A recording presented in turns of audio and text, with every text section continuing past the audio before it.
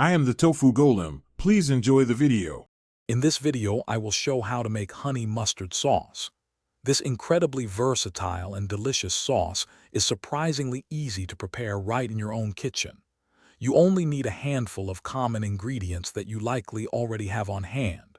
We'll combine sweet honey, tangy mustard, creamy mayonnaise, and a hint of vinegar to create a perfect condiment for many dishes. Let's get started on this simple and satisfying recipe. The key to a great honey mustard sauce lies in balancing the flavors. A fantastic base ratio is 2 parts mayonnaise, 1 part honey, and 1 part Dijon mustard.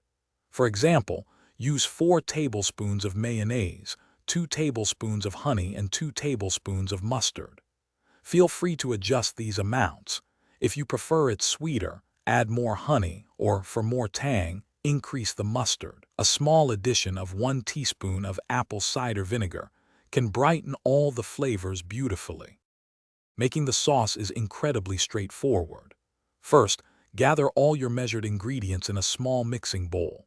Add the mayonnaise, honey, Dijon mustard, and apple cider vinegar. Using a whisk, thoroughly combine everything until the mixture is completely smooth and uniform in texture. There should be no streaks of individual ingredients. Finally, add a small pinch of salt and a dash of freshly ground black pepper to enhance the overall flavor profile. Your homemade honey mustard sauce is now ready to enjoy.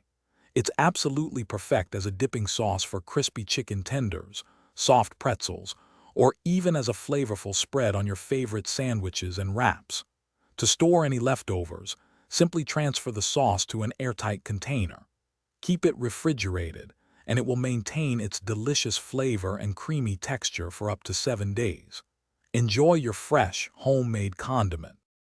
Thanks for watching. Consider subscribing if we helped you today.